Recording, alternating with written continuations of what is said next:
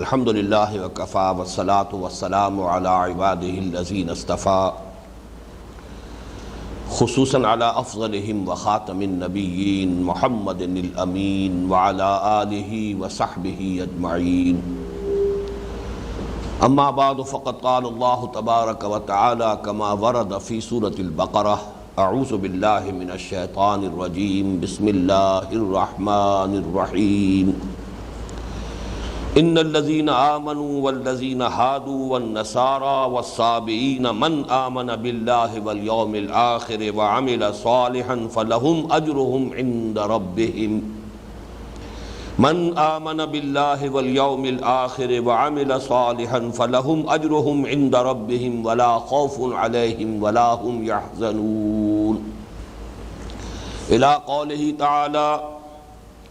ثم قست قلوبكم من بعد ذلك فهي كالحجارة أو أشد قسوة وإن من الحجارة لما يتفجر منه الأنهار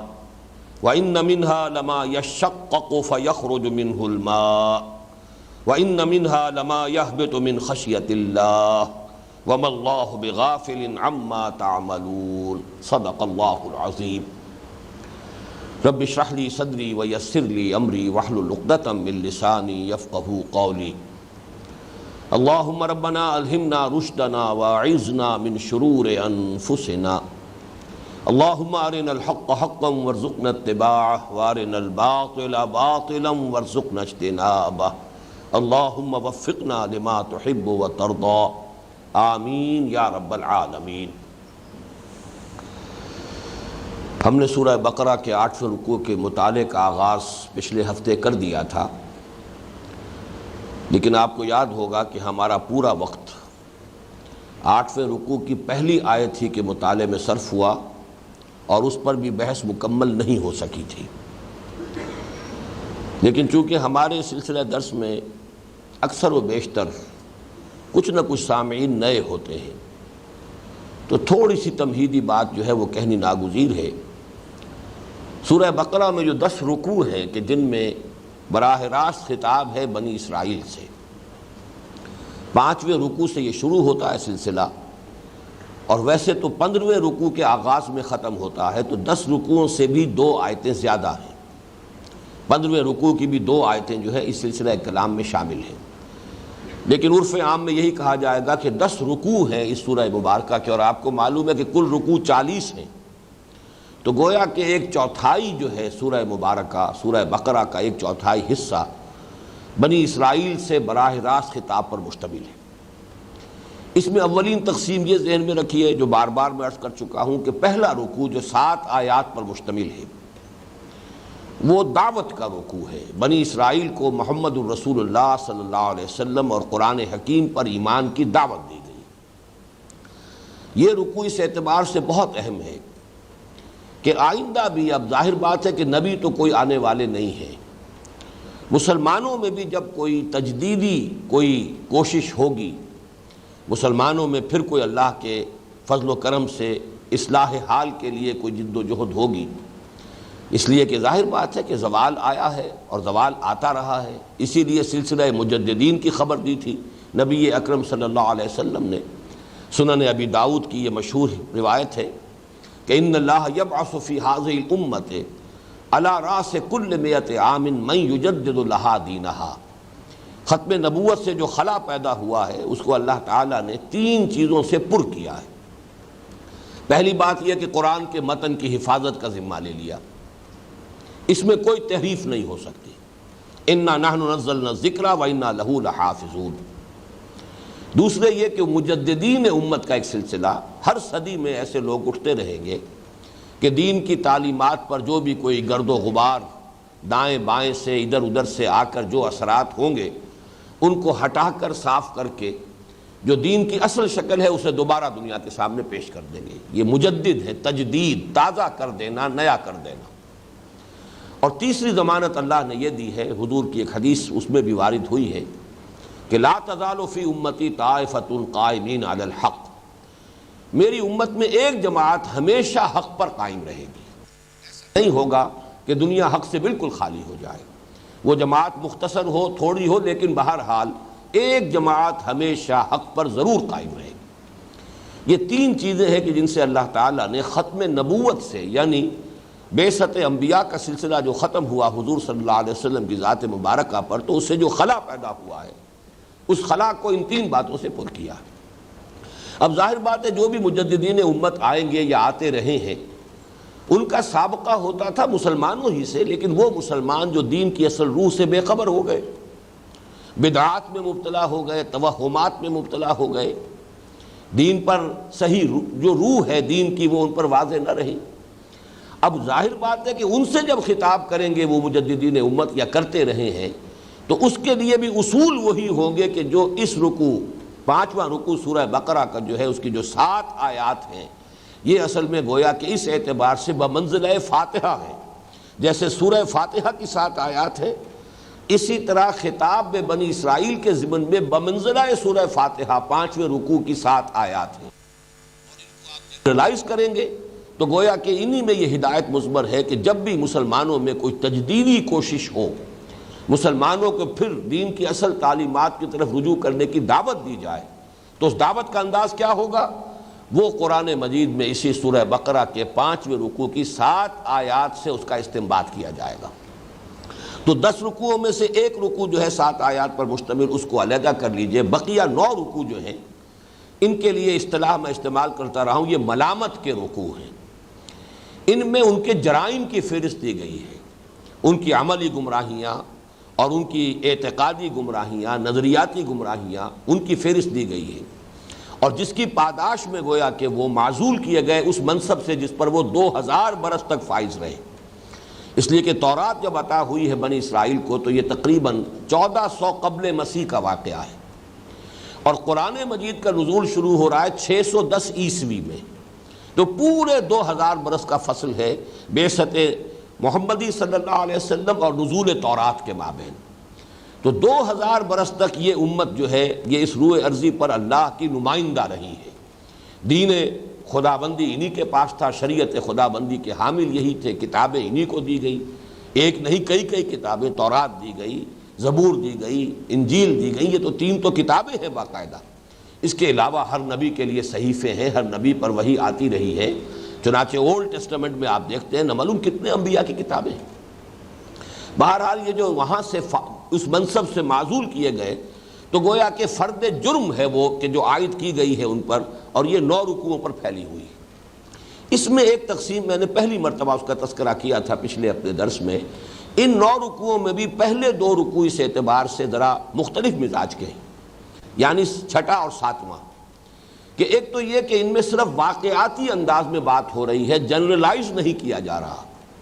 یعنی تاریخ بنی اسرائیل کے کچھ واقعات کا پے بپے تذکرہ ہوا 6 اور 7 رکوع میں، اور پھر یہ کہ شروع میں وہ آیت آئی یا بنی اسرائیل اذکروا نعمتی التی انعمت علیکم وانی فضلتکم علی العالمین،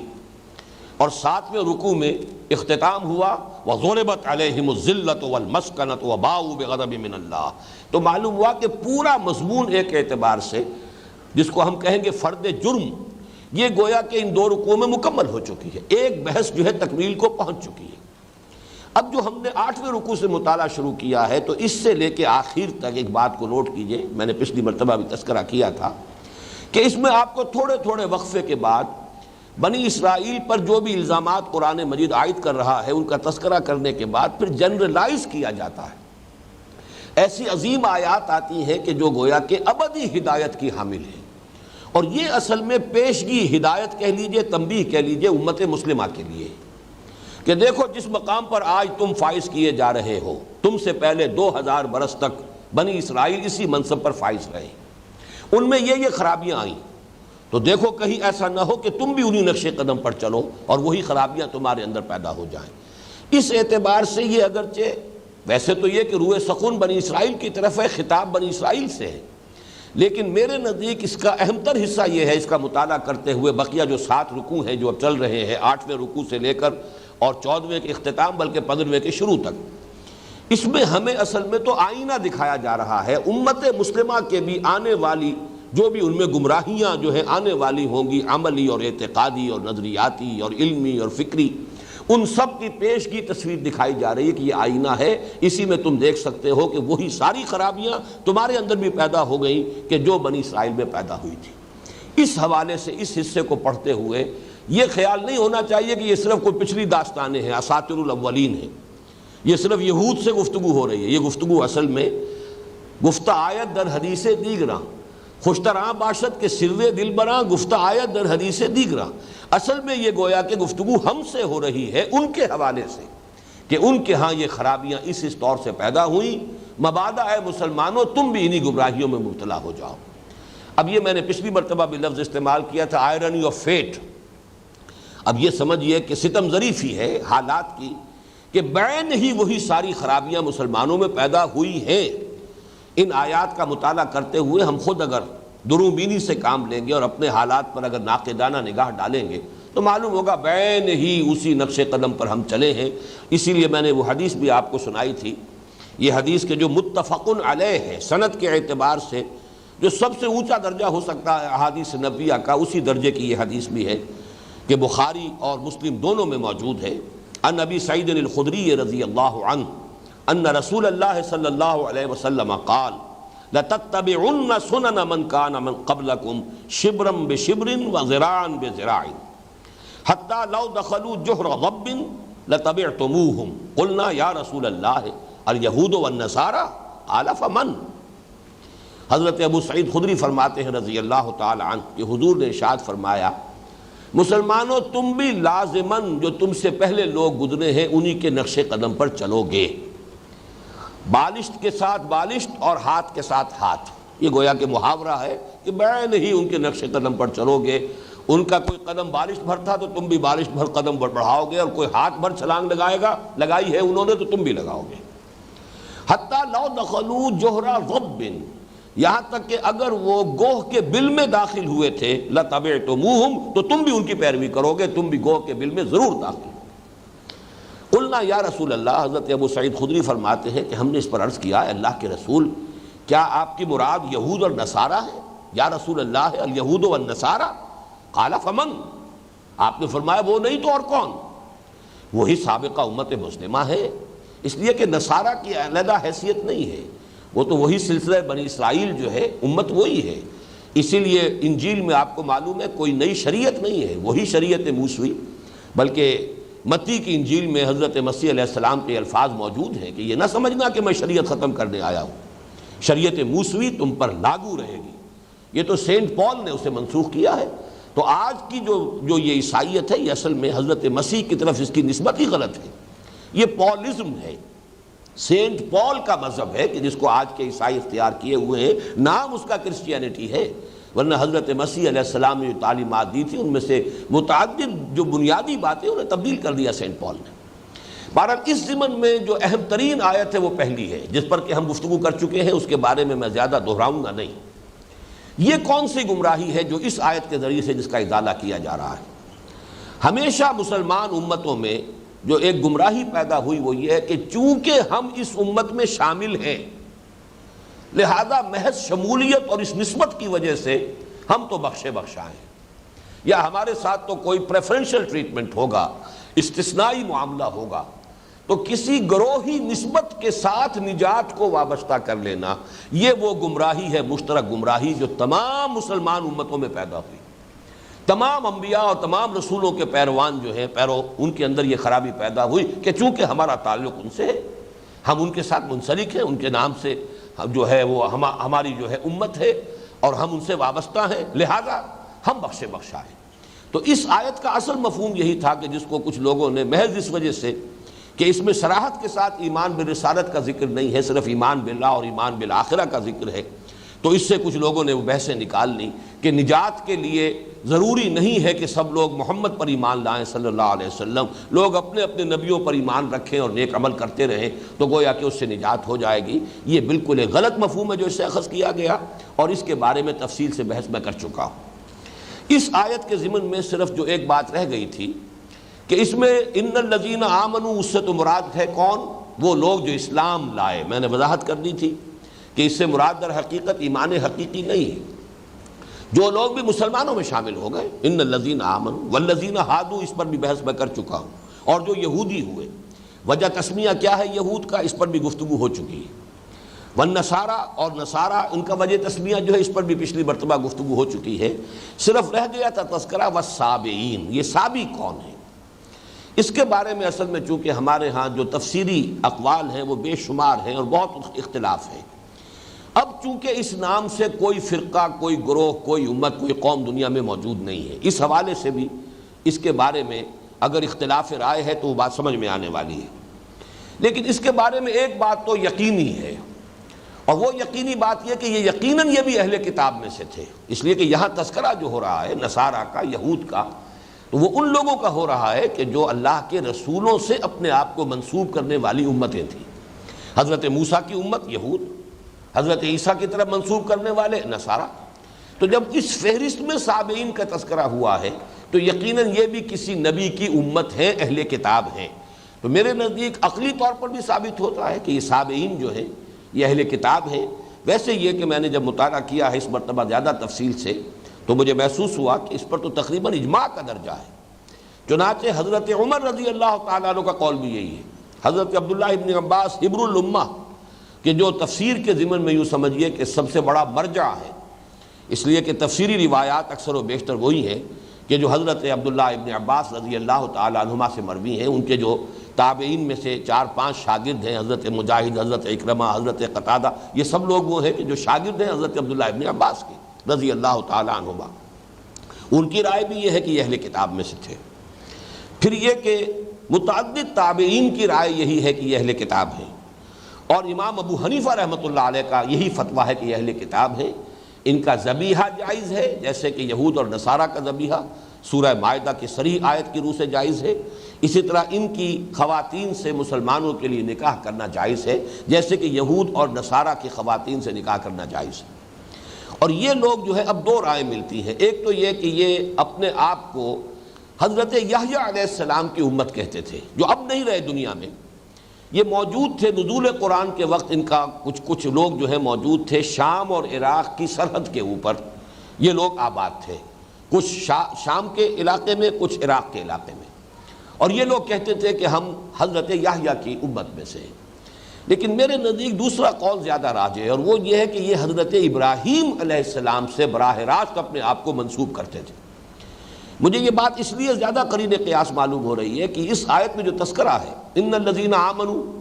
یہ وہ ہیں جو محمد الرسول اللہ صلی اللہ علیہ وسلم پر ایمان لانے والے ہیں. والذین ہادوا، یہ وہ ہیں کہ جو حضرت موسیٰ علیہ السلام کی طرف اپنے آپ کو منسوب کر رہے ہیں. والنصارى،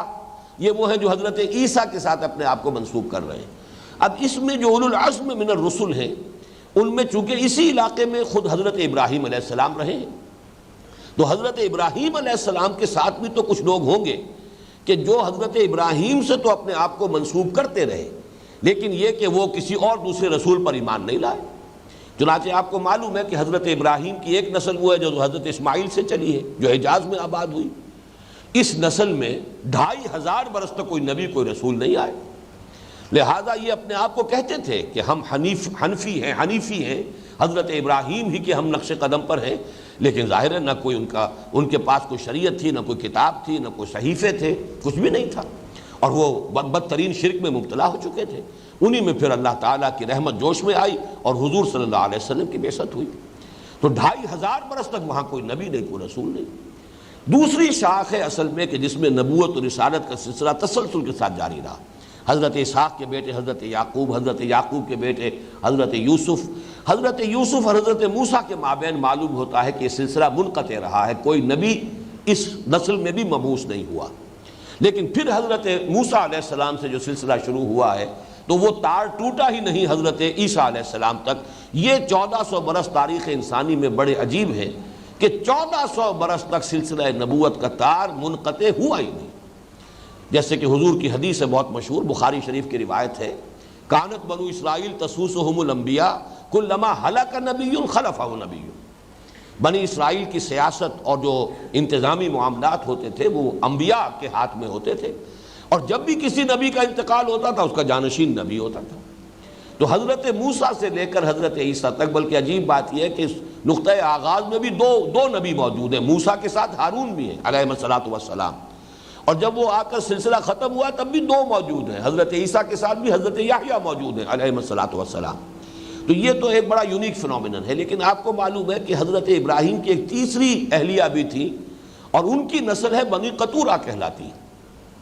ان کی بھی کافی اولاد تھی، ان میں سے صرف ایک شاخ میں تو ہمیں معلوم ہے مدین یا مدیان جو ان کے بیٹے تھے حضرت ابراہیم کے، تیسری اپنی زوجہ محترمہ حضرت قطورہ سے، ان میں حضرت شعیب علیہ الصلوۃ والسلام کی بعثت ہوئی ہے۔ لیکن بقیہ جو ان کی اولاد تھی وہ یہی اسی علاقے میں کہیں آباد ہوئی، اور اس میں یقیناً جب کوئی نبی اور نہیں آئے، یا تو نہیں آئے یا قرآن مجید میں ان کا تذکرہ نہیں، تو ان میں جو لوگ رہے ہوں گے میں یہ سمجھتا ہوں کہ وہ سابعین ہیں کہ جو حضرت ابراہیم کی طرف تو اپنے آپ کو منسوب کرتے رہے، اور یہ وہی علاقہ ہے عراق اور شام کی سرحد پر۔ یہاں پر چونکہ وہاں پر زیادہ تر جو علاقہ ہے وہ تو پھر حضرت اسحاق کی نسل جب واپس آئے ہیں مصر سے ایکزوڈس کے بعد، تو فلسطین میں تو ان کی حکومت قائم ہو گئی۔ تو حضرت ابراہیم کی یہ تیسری نسل جو ہے اس سے جو منسلک لوگ تھے، ان کے جو لوگ تھے وہ ظاہر بات ہے ذرا ہٹ کر پھر عراق اور شام کے اس علاقے کے اندر سرحدی علاقوں میں آباد ہو گئے، اور میں سمجھتا ہوں کہ سابعین سے مراد وہی ہے۔ بہرحال یہ تھوڑی سی گفتگو میں چاہتا تھا سابعین کے بارے میں۔ اب آگے چلیے، ہم اس رکوع کا مطالعہ آگے کر رہے ہیں۔ باقی اس آیت کا اصل مفہوم کیا ہے؟ یقیناً ان الذین آمنوا، یقیناً وہ لوگ جو اسلام لائے، والذین ہادوا، اور جو یہودی ہوئے، والنصارى، اور جو نصرانی ہوئے، والسابعین، اور جو سابی رہے، من آمن باللہ، ان میں سے جو بھی ایمان لایا اللہ پر۔ اور یہاں پر اگر تھوڑے سے دو الفاظ کا اضافہ کر لیں، ان میں سے جو بھی اپنے اپنے وقت میں، اپنے اپنے دور میں، یہ دور جب تک حضرت مسیح نہیں آئے یہ دور حضرت موسیٰ علیہ السلام کا چلا آ رہا ہے، اس میں جس نے بھی جو بھی یہودی تھے وہ اگر ایمان حقیقی سے بہرہ ہے، اللہ پر آخرت پر ایمان درست ہے، عمل صحیح ہے، تو ان کے لیے نہ کوئی خوف ہے نہ حزن ہے، لہم اجرہم عند ربہم۔ حضرت مسیح کی بعثت کے بعد حضور تک 600 برس یہ حضرت مسیح کا دور ہے۔ اس دوران میں جو بھی حضرت مسیح پر ایمان رکھتا تھا اور اللہ پر اور آخرت پر اس کا ایمان صحیح تھا، عمل درست تھے، لہم اجرہم عند ربہم ولا خوف علیہم ولا هم یحزنون۔ گویا کہ محض ان کے ساتھ منسوب ہونا نجات کی ضمانت نہیں ہے، بلکہ اپنے اپنے رسولوں کے ساتھ نسبت کے ساتھ ساتھ اللہ اور آخرت پر صحیح ایمان، جس کے نتیجے میں عمل درست ہو جائے، یہ اصل شرط ہے۔ یہ بنائے نجات جو ہے وہ ایمان اور عمل صالح ہے۔ کسی گروہ کے ساتھ یا کسی شخصیت کے ساتھ وابستگی، کسی امت میں شامل ہونا، یہ نجات کی ضمانت نہیں۔ یہ اصل میں اس آیہ مبارکہ کا جو اصل حاصل ہے، لب لباب ہے۔ اب آگے چلیے، وَإِذْ أَخَذْنَا مِيثَاقَكُمْ وَرَفَعْنَا فَوْقَكُمُ الطُّورَ، اور یاد کرو جب کہ ہم نے تم سے عہد لیا تھا۔ میثاق، وثق کہتے ہیں کسی شے کو مضبوط کر لینا، اسی سے توثیق بھی آتی ہے، اردو زبان میں بھی استعمال ہوتا ہے میثاق، اور یہ موثاق اصل میں ہے، تو اس میں در حقیقت نتیجہ نکلتا ہے وہ شے کہ جو باندھ لے، یہ آلہ، اس میں آلہ بن گیا، اس میں آلہ ہے، میثاق باندھ لینے والی شے۔ تو اذ اخذنا میثاقکم، اس لیے کہ معاہدہ جو ہوتا ہے وہ در حقیقت دو فریقوں کو جکڑ لیتا ہے، آپس میں باندھ دیتا ہے۔ وَإِذْ أَخَذْنَا مِيثَاقَكُمْ، اور یاد کرو اے بنی اسرائیل، جب کہ ہم نے تم سے تمہارا عہد لیا، وَرَفَعْنَا فَوْقَكُمُ الطُّورَ، اور ہم نے تم پر پہاڑ کو اٹھا دیا، خُذُوا مَا آتَيْنَاكُمْ بِقُوَّةٍ، تھامو مضبوطی کے ساتھ جو کچھ ہم نے تمہیں دیا ہے، خُذُوا، لو، تھامو، پکڑو، ما آتیناکم، جو کچھ ہم نے تمہیں دیا ہے، بقوت، طاقت کے ساتھ، واذکروا ما فیہ، اور یاد رکھو اس کو جو کچھ اس میں ہے، لعلکم تتقون، تاکہ تم نجات پاؤ، تاکہ تم بچ جاؤ، تاکہ تم متقی بن جاؤ۔ اس پر گفتگو بعد میں ہم کریں گے۔ یہ اصل میں اس واقعے کا تذکرہ ہو رہا ہے جب کہ تورات حضرت موسیٰ علیہ السلام کو دے دی گئی۔ اس کے بعد کے بعض مواقع جو ہے، واقعات جو ہے وہ تو 7ویں رکوع میں آ چکے ہیں، لیکن یہ کہ اب جو تذکرہ ہو رہا ہے کہ آخر کار اللہ تعالیٰ نے پھر جب وہ تورات دے کر پھر ایک قول و قرار دیا ہے بنی اسرائیل سے، اور یہ اس وقت دامن طور میں اس وقت ان کا ڈیرا تھا۔ مصر سے نکلنے کے بعد جو بھی یہ صحرائے سینا کے اندر، یوں سمجھیے کہ سینائی پیننسولا جو ہے یہ ٹرائنگل ہے، جیسے ہندوستان جو ہے جنوبی ہند وہ ایک ٹرائنگل بن جاتا ہے، تو جیسے اس کی لوئسٹ ٹپ ہے، اسی طریقے سے یہ جو ایک جزیرہ نما کہہ لیجئے، اور سینائی پیننسولا جو ہے اس کی جو جنوبی ٹپ ہے، یہاں پر وہ کوہ طور ہے۔ یہاں پر پڑاؤ رہا ہے، اور یہیں سے پھر بلائے گئے تھے حضرت موسیٰ علیہ السلام طور پر، اور وہاں پھر تورات انہیں دی گئی، واپس آئے ہیں۔ اب اس کے بعد جب قول و قرار ہو رہا ہے، اس لیے کہ تورات دی گئی حضرت موسیٰ علیہ السلام کو، لیکن اصل میں تو دی گئی ہے بنی اسرائیل کے لیے۔ اب ان سے قول و قرار لیا جا رہا ہے کہ تم اس کی پابندی کرو گے، مضبوطی سے تھامو گے، اس شریعت کو جو ہے اپنی زندگی میں لاگو کرو گے۔ اس قول و قرار کے وقت اللہ تعالیٰ نے خاص جو ہے شکل یہ کی کہ ایک رعب پیدا کرنے کے لیے، ان کے دلوں کے اندر خشیت پیدا کرنے کے لیے پہاڑ کو ان کے سروں پر بلند کر دیا۔ یہ معاملہ ذرا میں چاہتا تھا، وہ بات رہ گئی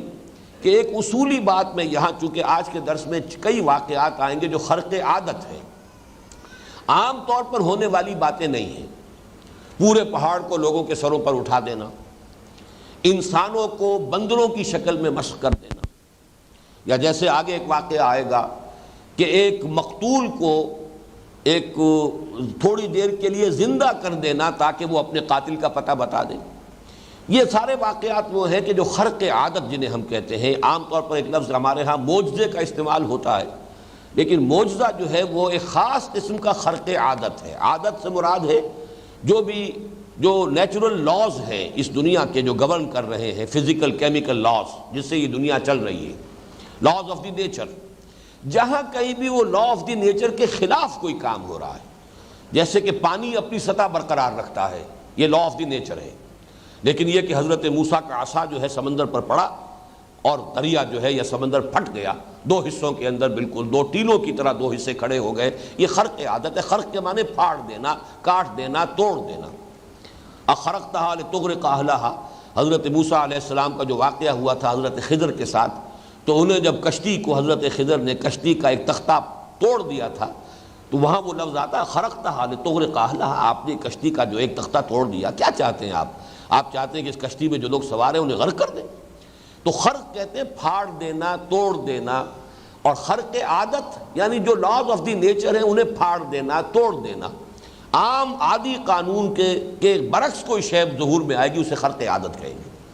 وہ خرق عادت جب کبھی نبی کے ہاتھ سے ہوتا ہے اور دعوے کے ساتھ ہوتا ہے، اسے معجزہ کہتے ہیں۔ معجزہ بنا ہے اعجاز سے، کسی کو عاجز کر دینا، عاجز کر دینا، بے بس کر دینا۔ معجزہ وہ چیز ہے جو مخالفین کو بے بس کرنے کے لیے اللہ تعالیٰ کی طرف سے خرق عادت کسی نبی کے ذریعے سے ظاہر ہوتا تھا۔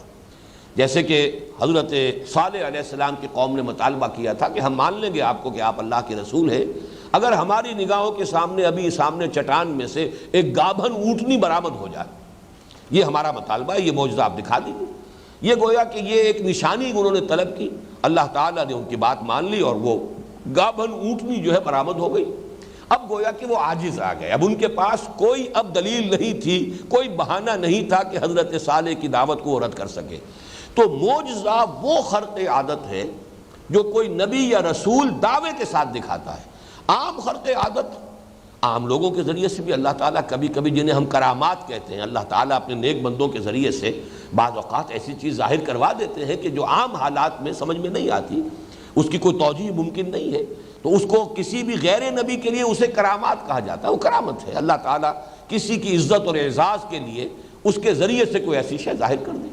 لیکن اس میں کبھی دعویٰ نہیں ہوگا، اس لیے کہ وہ جو نبی کا معاملہ ہوتا ہے وہ تو پھر مطالبے کے مطابق اور دعوے کے ساتھ کہ یہ میں جو پیش کر رہا ہوں، جیسے کہ حضرت موسیٰ علیہ السلام نے دعوے کے ساتھ دو نشانیاں پیش کی،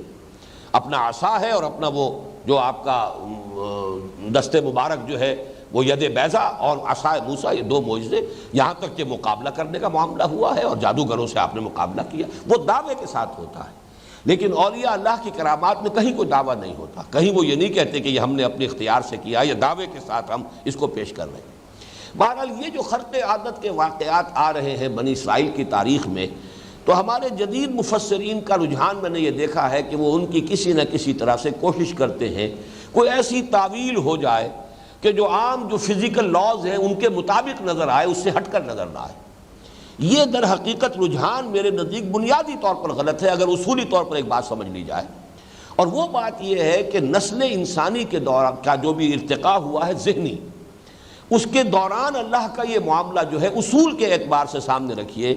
کہ جب کہ ابھی نسل انسانی بحیثیت مجموعی عہد طفولیت میں تھی ذہنی اعتبار سے، تو اس وقت جو ہے ان کے لیے عقل اور حکمت کی باتوں کو سمجھنا ممکن نہیں تھا.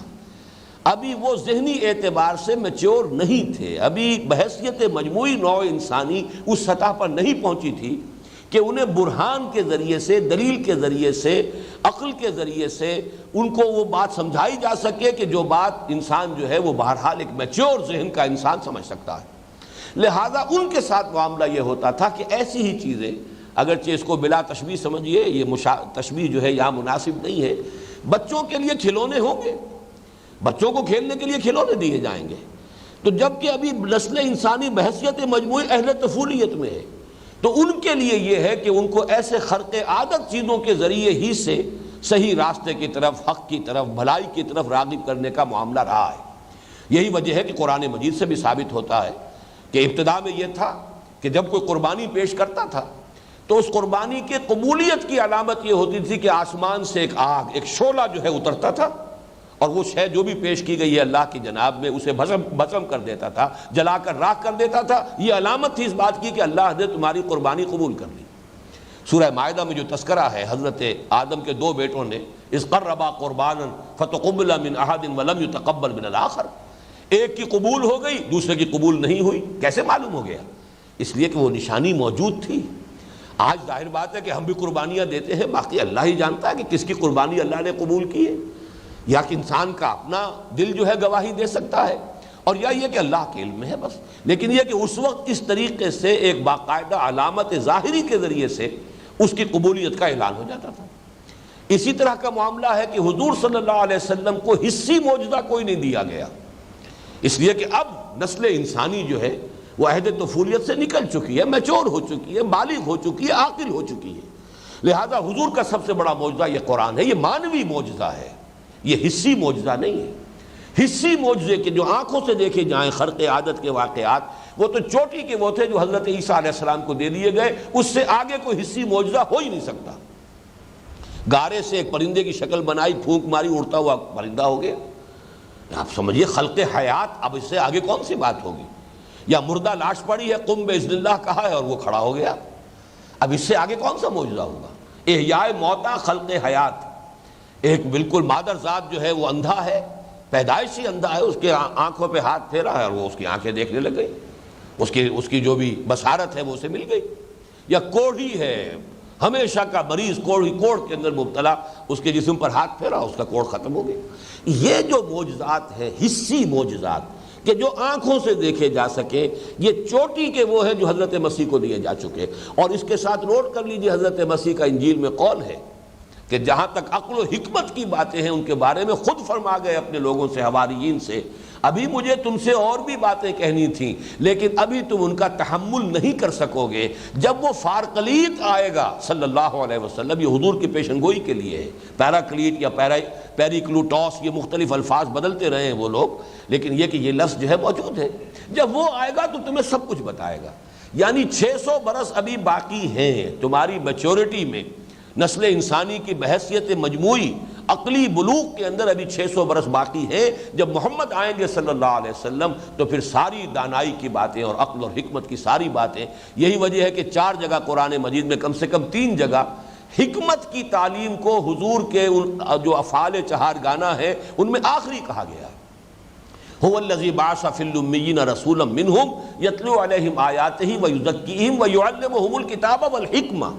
یہ تعلیم حکمت جو ہے یہ گویا کہ محمد الرسول اللہ صلی اللہ علیہ وسلم کی تعلیم و تربیت کا سب سے اونچا مرحلہ ہے. یہ گویا کہ یوں سمجھیے کہ اسپیشلائزیشن ہے. یہاں تو یوں یہ تخصص کا درجہ جو ہے اس امت کے اندر محمد الرسول اللہ صلی اللہ علیہ وسلم کی تعلیم اور تربیت کا وہ درجہ حکمت ہے. اس لیے کہ اب نسل انسانی بحیثیت مجموعی اتنی میچور ہو چکی ہے. لہذا اس قسم کے واقعات میں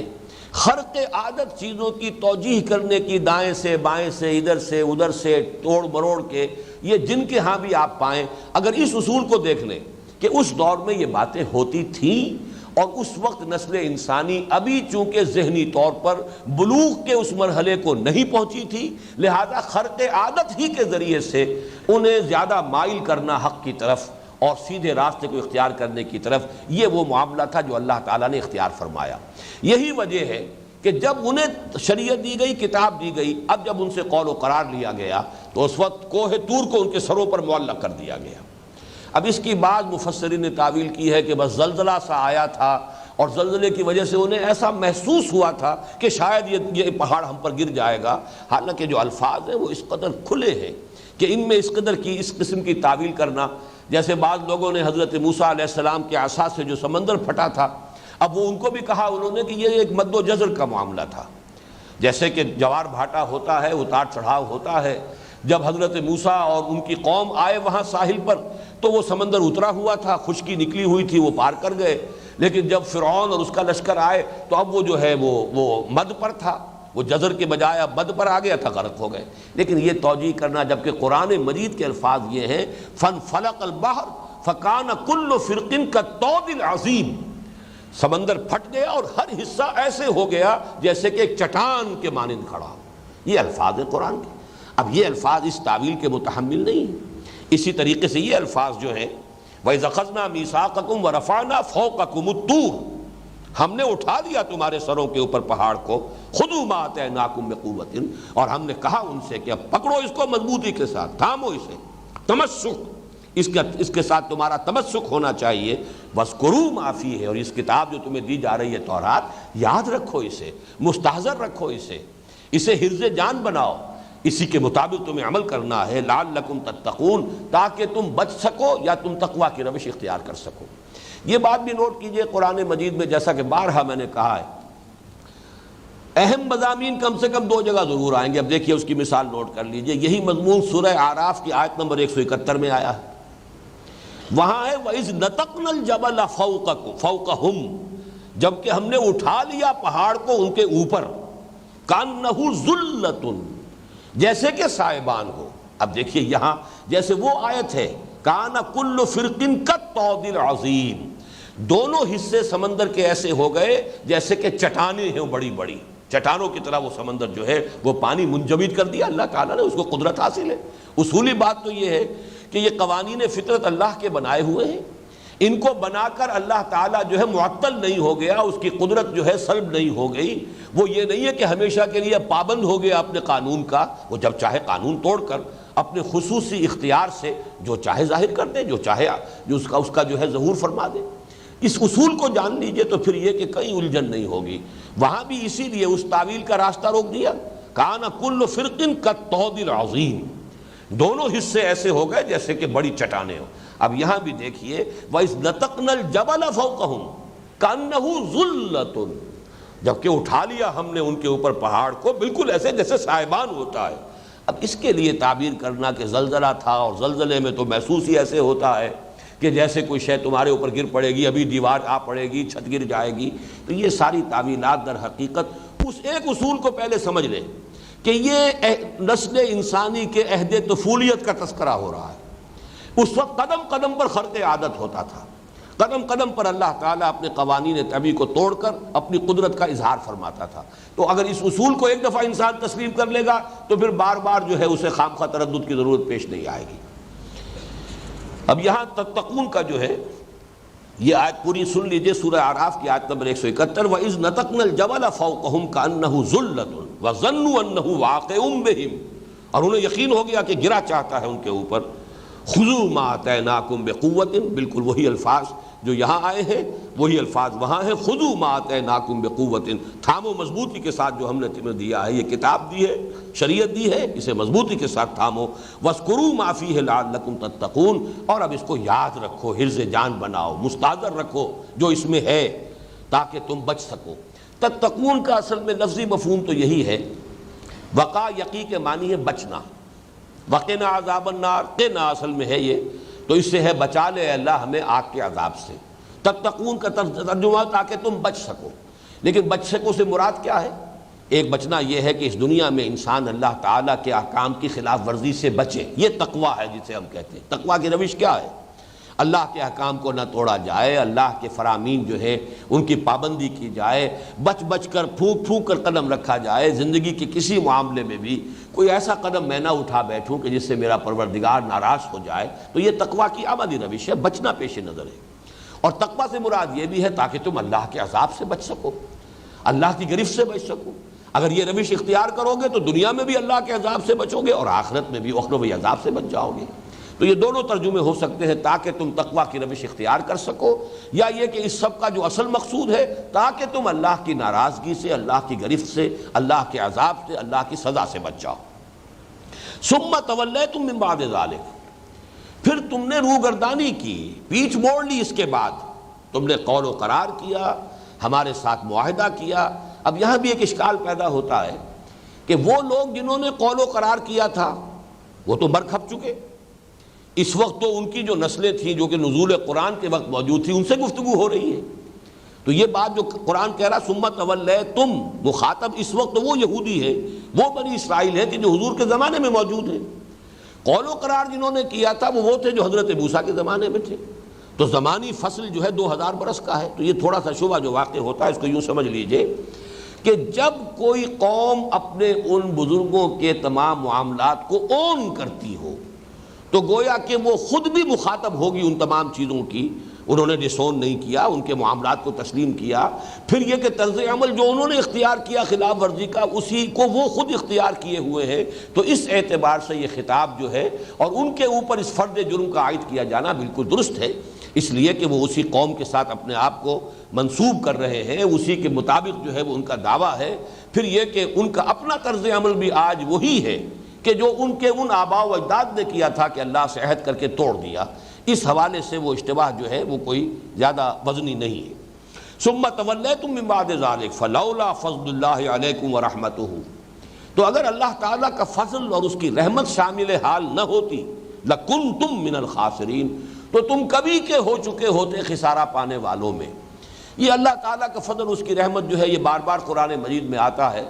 وَلَوْلَا أَجَلٌ مُّسَمًّى، اللہ تعالیٰ نے ہر قوم کے لیے بھی ایک اجل مسمى رکھی ہوئی ہے، ہر امت کے لیے بھی ایک معین مہلت ہے، ہر فرد کے لیے بھی ایک معین مہلت ہے۔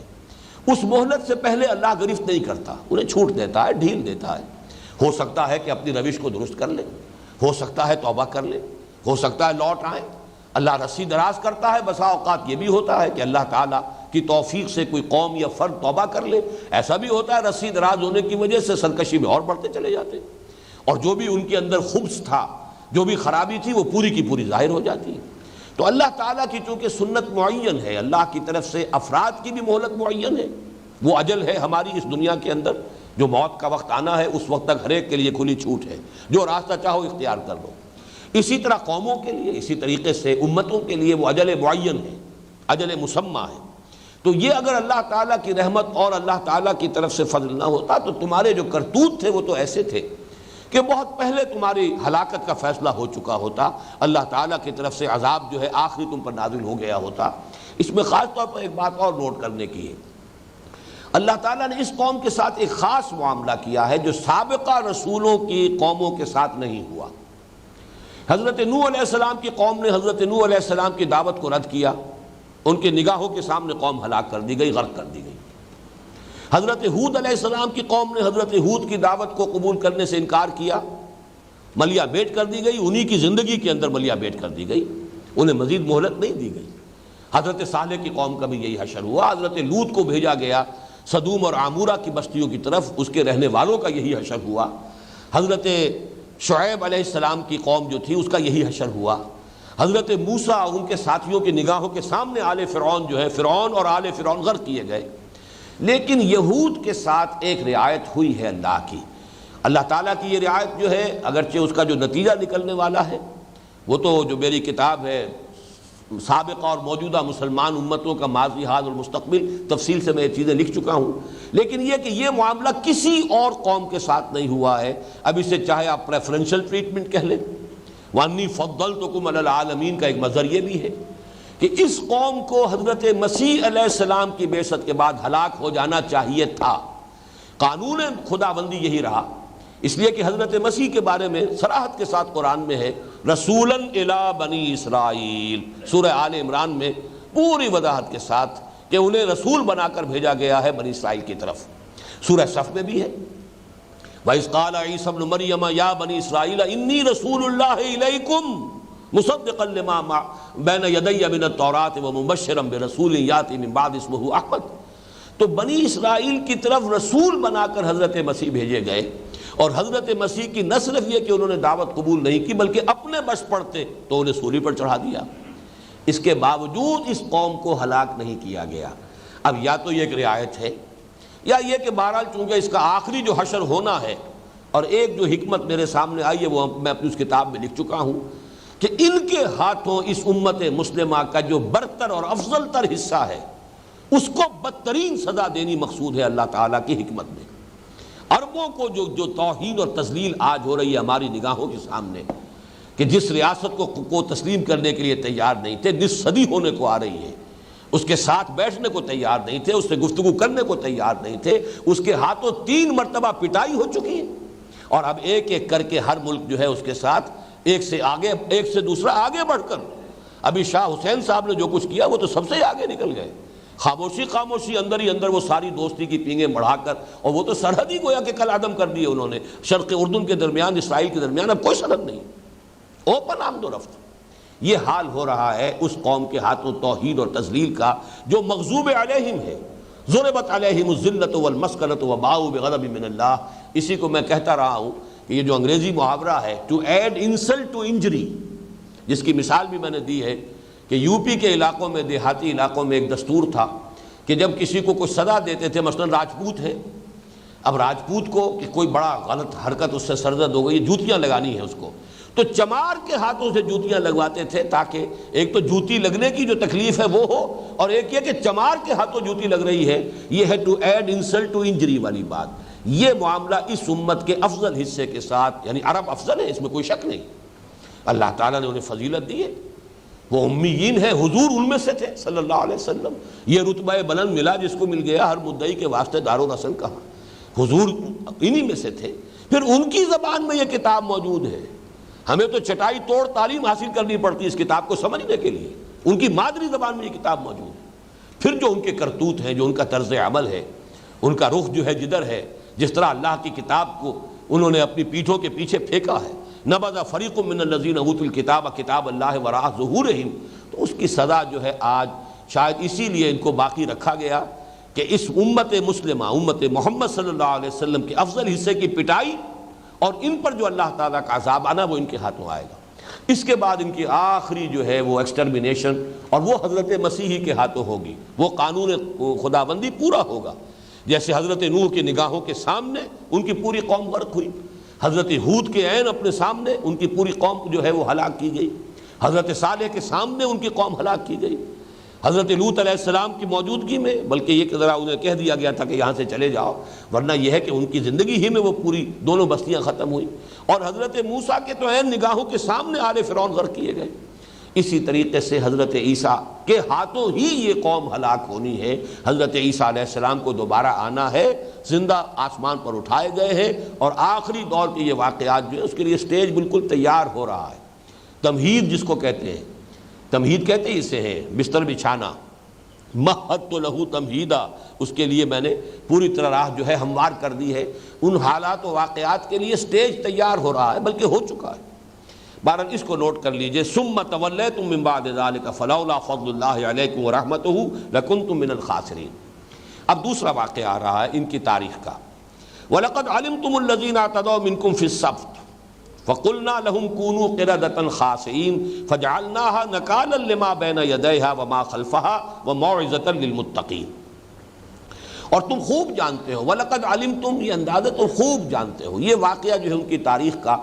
معلوم ہوتا ہے کہ بنی اسرائیل میں پوری طرح معروف تھا، مشہور تھا، لوگ جانتے تھے کہ یہ واقعہ ہمارے ایک حصے کے ساتھ، ایک قبیلہ ان کا جو ہے آباد تھا، اور حضرت داؤد علیہ السلام کے عہد کے اندر ہی یہ واقعہ پیش آیا ہے۔ حضرت داؤد کا زمانہ حضرت مسیح سے 1000 برس قبل کا زمانہ ہے۔ اس زمانے میں ان کی بنی اسرائیل کا کوئی ایک قبیلہ آباد تھا جو اب جو شہر ایلات ہے، ایلات یا ایلا یا عقبہ، اسی کا جو ہے صدر ناصر صاحب نے بلاکیڈ کیا تھا، تو 1967 کی جنگ ہوئی تھی۔ 1967 کی عرب اسرائیل جنگ جو ہے کیوں ہوئی، ٹریگر کیوں ہوئی، اس کا واقعہ یہی تھا کہ ایلات کا بلاکیڈ کیا صدر ناصر نے۔ یہ اصل میں اسرائیل کا واحد راستہ تھا کہ جو بحیرہ قلزم سے اسے اس کے پاس جو ساز و سامان آتا تھا، یہ ایک ہی بندرگاہ اس کی تھی، باقی تو بندرگاہیں جو بھی ہیں وہ بحیرہ روم کے ساتھ ہیں، لیکن یہ کہ جنوب کے ٹپ پر جو اس کی تھی، اسرائیل کی بالکل جنوبی سرحد کے ساتھ یہ ایلا یا ایلات کی بندرگاہ ہے، اور اس علاقے میں اس زمانے میں بنی اسرائیل کا ایک قبیلہ آباد تھا، اور چونکہ سمندر کے کنارے رہتے تھے تو ماہی گیری ان کا پیشہ تھا، مچھلیاں پکڑتے تھے، اسی سے ان کی جو ہے وہ گزر بسر ہوتی تھی۔ وہاں انہوں نے پھر سبت کا قانون جب ہے وہ ان کے ہاں تھا بڑا سخت۔ اصل میں تو یہ جان لیجئے کہ اللہ تعالیٰ نے ہفتے کا ایک دن جو مخصوص کیا تھا کہ باقی 6 دن تم اپنے جو بھی دھندے کرتے ہو، کاروبار کرتے ہو، ایک دن ہفتے کا ہماری یاد کے لیے وقف کر لو، تو اللہ نے تو یہ دن مقرر کیا تھا جمعے کا، وہی کہ جو پھر آخر میں امت مسلمہ، امت محمد صلی اللہ علیہ وسلم کو پھر وہ نعمت اللہ نے عطا فرما دی۔ لیکن یہودیوں نے شرارت کر کے جمعے کی بجائے اپنے لیے سبت کا دن، ہفتے کا دن اختیار کیا۔ عیسائی اس سے ایک دن اور آگے گئے، انہوں نے اتوار کا دن اختیار کیا۔ بہرحال یہ دن جو ہے ابراہیمی مذاہب میں ان دنوں کا مسئلہ جو ہے اس کی حکمت سمجھ لیجئے۔ حکمت یہ تھی کہ ایک دن ایسا ہو کہ جس میں انسان بالکل یکسو ہو کر، کوئی کاروبار دنیاوی نہ ہو، دنیا کے دھندوں اور بکھیڑوں سے بالکل یکسو ہو کر صرف اللہ کے ساتھ لو لگائیں، جو بھی کتاب اللہ نے دی ہے اس کو پڑھیں، اس کی تلاوت کریں، اس کو سمجھیں سمجھائیں، یا جو بھی نوافل ادا کریں۔ بہرحال وہ دن ان کا دنیاوی دھندوں سے بالکل علیحدہ ہو کر اللہ کی یاد کے لیے خالص ہو جائے۔ اس میں کوئی بھی کاروبار دنیاوی کرنا مطلقاً حرام تھا۔ ہمارے ہاں جمعے کے معاملے میں اللہ نے بہت تخفیف کر دی ہے۔ وہ حرمت کا حکم جو ہے اذان جمعہ سے لے کر اور نماز کے ادا ہونے تک ہے صرف۔ یا ایھا الذین آمنوا اذا نودی للصلاۃ من یوم الجمعۃ فاسعوا الی ذکر اللہ وذروا البیع، چھوڑ دو کاروبار۔ یہ ذروا البیع جو ہے امر کا صیغہ ہے، تو کاروبار دنیاوی مطلقاً حرام ہو جاتا ہے جمعے کے دن، ہمارے ہاں بھی جمعے کی اذان کے ساتھ۔ لیکن فَإِذَا قُضِيَتِ الصَّلَاةُ فَانتَشِرُوا فِي الْأَرْضِ وَابْتَغُوا مِن فَضْلِ اللَّهِ، جب نماز ادا ہو چکے تو اب تم زمین میں منتشر ہو کر اللہ کا فضل تلاش کر سکتے ہو۔ گویا کہ صرف اتنی سی مدت کے لیے وہ حکم اللہ نے آسان کر دیا ہے شریعت محمدی میں، جمعے کے دن صرف اتنے وقت کے لیے کاروبار دنیاوی حرام ہے۔ شریعت موسوی میں یہ پورا دن جو ہے سبت کا یہ حرام مطلق تھا۔ اب بھی جو لوگ پریکٹسنگ یہودی ہیں امریکہ میں، وہ ہفتے کے دن کوئی ٹیلی فون کال بھی ریسیو نہیں کرتے، اس قدر وہ اب بھی پابندی کر رہے ہیں۔ جو بھی پریکٹسنگ ہے، کم تعداد ہے یہودیوں میں کہ جو واقعتاً اپنی شریعت کے اوپر عمل پیرا ہیں، لیکن امریکہ میں خاص طور پر نیو یارک میں، جس کو کچھ لوگ نیو یارک کہتے ہیں اس لیے کہ بڑی کثیر تعداد میں یہودی وہاں آباد ہیں، بڑے بڑے علاقے ایسے ہیں جو ایکسکلوسیولی جو یہودی لوکیلٹیز ہیں، ان میں ان کے سینیگاگس ہیں، اور آپ ان کے ہاں دیکھیں گے چلت پھرت جو ہے ان کی بڑی لمبی لمبی داڑھیں، لمبے لمبی زلفیں، لمبے لمبے سیاہ کوٹ ان کے، اور دور سے کوئی شخص دیکھے تو معلوم ہو کہ کوئی بہت ہی بڑا کوئی عالم دین مسلمان چلا آ رہا ہے، سوائے اس کے کہ وہ ٹوپی ان کی چونکہ ہے وہ کالی ٹوپی، صرف اس کے ساتھ چونکہ وہ ہیٹ نما چھجا بھی ہوتا ہے، اس سے تو آپ سمجھ سکتے ہیں کہ یہ یہودی ہے، ورنہ باقی ہر اعتبار سے وہ بڑا متشرع قسم کا مسلمان نظر آتا ہے۔ اس لیے کہ شریعت موسوی اور شریعت محمدی علیہ صاحب الصلاۃ والسلام میں بہت سی چیزوں میں بڑی مماثلت ہے۔ بنیادی تو حکم وہی تھے جو کہ شریعت موسوی میں دیے گئے تھے، اسی میں کچھ تبدیلیاں ہوئی ہیں کہ جو شریعت محمدی صلی اللہ علیہ وسلم کی شکل میں ہمارے سامنے ہے۔ تو بہرحال ان کے ہاں جو یہ سبت کا حکم بہت سخت تھا، اس میں یہ کہ مچھلیوں کو پکڑنے کے لیے باہر ہے ان پر پابندی تھی۔ اللہ تعالیٰ نے حیوانات میں بھی ایک حص رکھی ہوئی ہے، بلکہ آج تو ہمیں معلوم ہے کہ جمادات میں بھی حص ہے، پتھروں میں بھی حص ہے، احساس ہے، نباتات میں بھی ہے، تو حیوانات میں تو ظاہر بات ہے اس سے کہیں بڑھ کر ہے۔ مچھلیوں کو بھی اندازہ ہو گیا کہ ہفتے کا ایک دن ہمیں کوئی کچھ نہیں کہتا، باقی 6 دن ہماری شامت رہتی ہے، تو وہ 6 دن جو ہے وہ ڈیپ واٹرز کے اندر ساحل سے دور چلی گئی، اور ہفتے کا دن جب آیا ساحل کے قریب آ رہی ہیں، اٹکیلیاں کر رہی ہیں، چھلانگیں لگا رہی ہیں، جیسے کبھی کیماڑی میں کھڑے ہو کر دیکھیں آپ کبھی تو کبھی کوئی جو ہے مچھلی جو ہے چھلانگ لگا کے اوپر آتی ہے، پھر وہ غڑپ سے پانی میں جاتی ہے۔ اب یہ اٹکیلیاں کر رہی ہیں، یہ غریب کھڑے دیکھ رہے ہیں، کیا کریں، پکڑ نہیں سکتے، ہاتھ بندھے ہوئے، شریعت نے ہاتھ باندھ دیا ہے۔ لیکن یہ کہ ہوتے ہوتے جب ایمان کمزور پڑا تو اب ہوتا یہ ہے کہ شریعت کو ظاہر کو برقرار رکھتے ہوئے اس کی روح کو ختم کرنا، یہ ہے وہ مرض جو مسلمان امتوں کا مشترک مرض ہے، ہم میں بھی پیدا ہوا، اور اس کی ایک بڑی مثال ان کے ہاں جو ہے بہت نمایاں مثال اس شکل میں آئی۔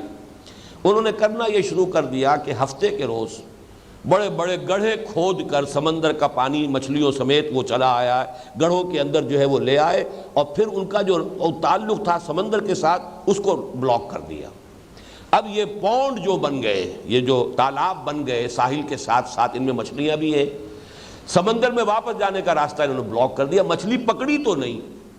پکڑی اتوار کے روز آ کر، لیکن ظاہر بات ہے کہ پورا ہفتے کا دن تو لگا دیا وہ گڑھے کھودنے میں۔ جو اصل مقصد تھا شریعت کا وہ تو یہ تھا کہ اللہ کو یاد کرو، تورات کا مطالعہ کرو، ذکر اذکار کرو، نمازیں پڑھو، نوافل ادا کرو، جو بھی شکل ہو، اصل تو یہ اس لیے تھا۔ لیکن یہ کہ وہ حکم جو ہے بظاہر تو برقرار ہے کہ ہم نے مچھلی پکڑی نہیں، روح جو ہے اس حکم کی وہ ختم، اس لیے کہ وہ اللہ تعالیٰ کی یاد کی بجائے وہ گڑھے کھودنے میں لگ گئی۔ یہ ہے ایک دوسرا معاملہ کہ جو جنرلائزڈ فارم میں سامنے رکھیے۔ یہ ہیلوں بہانوں سے شریعت کا کوئی نظام جو ہے ظاہری طور پر برقرار رکھنا اور حقیقت کے اعتبار سے اس کو ملیا میٹ کر دینا، ہمارے ہاں یہاں تک کہا گیا ہے،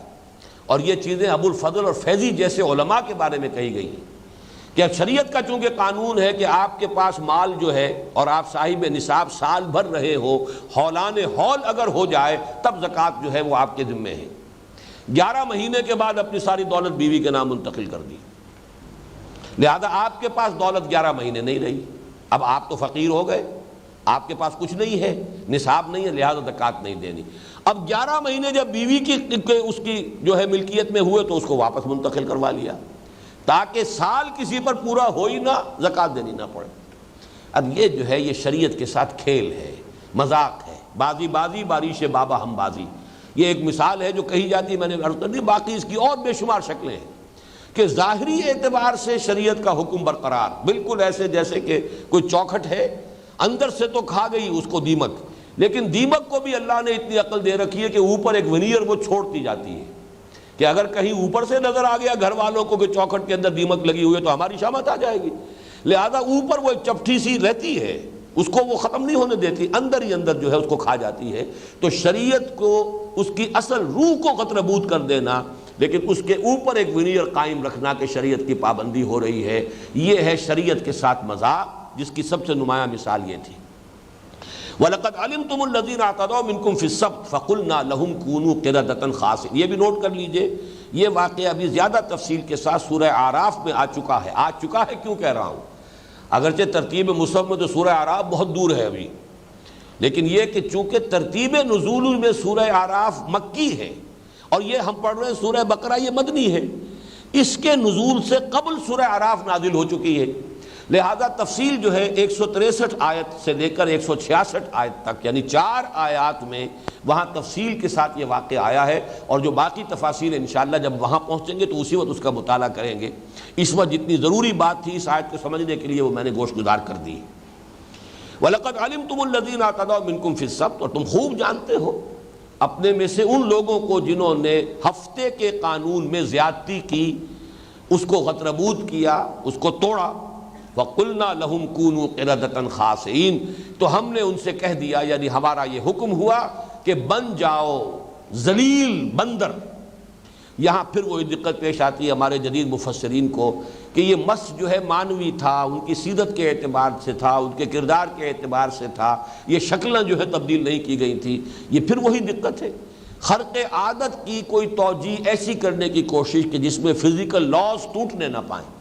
یہ اصل میں ایک خاص دور میں تو اس کا بہت ہی ہمارے علماء اور مفسرین کو جو ہے اس کا بہت شوق رہا ہے، اس لیے کہ یہ پچھلی صدی کے اواخر میں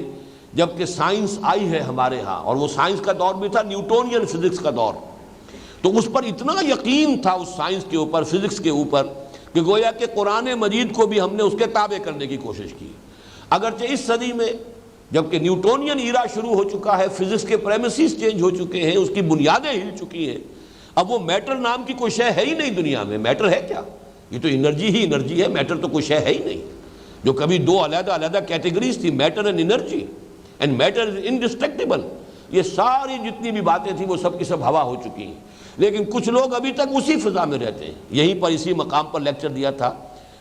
گائے ایٹن صاحب نے،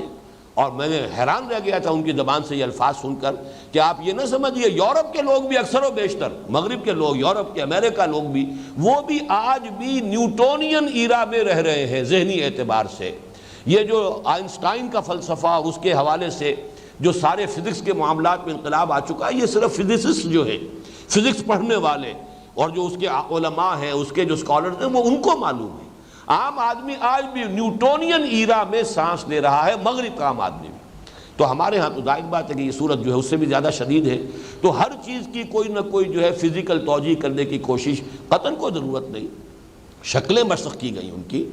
اور اس کے بعد آتا ہے روایات میں کہ 3 دن میں وہ سب کے سب ہلاک بھی ہو گئے۔ یہ مسخ جو ہے یہ اس معنی میں نہیں تھا کہ وہ مستقل پھر رہے ہو، ان کو بندروں کی شکل میں تبدیل کیا گیا، کونوا قردۃ خاسئین، 3 دن تک وہ اس حالت میں رہے ہیں شدید کیفیت کے اندر، اس کے بعد وہ سب ہلاک ہو گئے۔ فجعلناها نکالا لما بین یدیہا، تو ہم نے بنا دیا اسے نشان عبرت ان سب کے لیے بھی جو اس وقت موجود تھے سامنے۔ اب یہاں بھی نوٹ کیجئے، اگر شکل نہیں بدلتی تو نشان عبرت کیسے ہو جائیں گے؟ بندروں کی خاصیت، بندروں کی سی سیرت تو آج بھی لوگوں کے اندر ہے۔ میں نے یہ واقعہ کئی مرتبہ پہلے تو بیان کیا، بہت عرصہ ہو گیا اس کا تذکرہ نہیں ہوا، مولانا احمد علی صاحب کا جوانی کا دور کا واقعہ یہ، چونکہ اس زمانے میں نظر بند تھے یہ، اس نے وہ جو بھی انگریزوں کا دور تھا، اور اس میں وہی ریشمی رومال کی تحریک کے ضمن میں ان کا بھی کہیں نام تھا، تو یہ لاہور میں لا کر نظر بند کیے گئے تھے۔ وہ نوجوانی کا دور جو ہے ان کا شیراں دروازے کے آس پاس جو ہے وہ گزرا ہے۔ وہ یہ بیان کرتے ہیں کہ ایک روز میں یہ ڈبی بازار کا علاقہ جو ہے، شیراں سے پیچھے سے ہو کر جب آتے ہیں تو وہ ڈبی بازار میں، اور یہ کشمیری بازار کا علاقہ ملحق ہے، کہ میں یہاں ایک روز کو دن کا وقت، دوپہر کے وقت میں کہیں گھوم رہا تھا، تو ایک عجیب سا درویش ملا، اور اس نے کہا کہ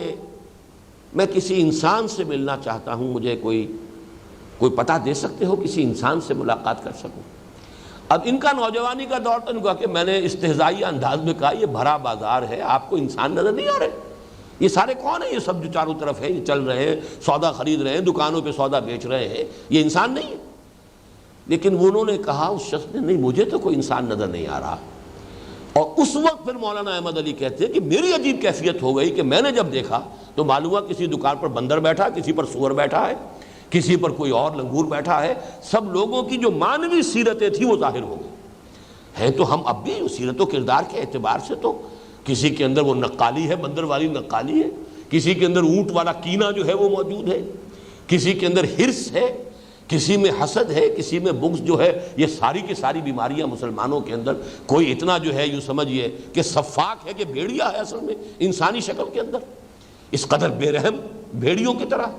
تو اس اعتبار سے مانوی مس تو آج بھی موجود ہے، ہر حال میں موجود ہے۔ کوئی بندر ہے، کوئی سور ہے، کسی کے اوپر جو ہے جنسی جذبہ اتنا سوار ہے کہ وہ سور بن چکا ہے اپنی سیرت و کردار کے اعتبار سے، لیکن ہے وہ انسانی شکل میں۔ تو اصل میں نکال کا لفظ آیا ہے، وہ ان کے لیے نشان عبرت بن گئے۔ نشان عبرت تو بغیر شکل کی اور صورتوں کے مس کے بغیر نشان عبرت کا لفظ جو ہے وہ اس کے ساتھ جو ہے پوری طریقے سے مطابقت نہیں رکھتا۔ فَجَعَلْنَاهَا نَكَالًا لِمَا بَيْنَ يَدَيْهَا وَمَا خَلْفَهَا، اور پھر یہ واقعہ چونکہ ان کے ہاں بہت عرصے تک جو ہے اس کی یاد باقی رہی، تو ان کے بعد والوں کے لیے بھی، پیچھے آنے والوں کے لیے بھی وہ ایک نشان عبرت بنا رہا۔ وَمَوْعِظَةً لِّلْمُتَّقِينَ، اور پھر یہ کہ وہ اہل تقویٰ جن کے دلوں میں اللہ کا خوف ہے، ان کے لیے نصیحت کا ذریعہ بنا۔ مجرموں کے لیے نشان عبرت اور اہل تقویٰ کے لیے موعظت اور نصیحت کو اخذ کرنے کا معاملہ، جیسے کہ حضور نے فرمایا السعید من وعظ بغیرہ، اصل میں سعادت مند وہ ہے جو دوسرے کو دیکھ کر اس سے نصیحت اخذ کر لے، اس سے اپنے لیے جو ہے وہ عبرت پکڑے اور اپنی روش کو درست کر لے۔ اب اس کے بعد جو واقعہ آ رہا ہے، اور بلکہ یہ واقعہ ایک ہے لیکن یہاں 2 واقعات کی شکل میں اس کو بیان کیا جا رہا ہے، یہ ذرا طویل ہے، اس میں ذرا ہم ترجمہ پہلے کر لیتے ہیں، پھر اس کے بارے میں مفصل گفتگو کریں گے۔ وَإِذْ قَالَ مُوسَىٰ لِقَوْمِهِ إِنَّ اللَّهَ يَأْمُرُكُمْ أَن تَذْبَحُوا بَقَرَةً، اور یاد کرو جب کہ کہا تھا موسیٰ نے اپنی قوم سے، یقیناً اللہ تمہیں حکم دے رہا ہے کہ گائے کو ذبح کرو۔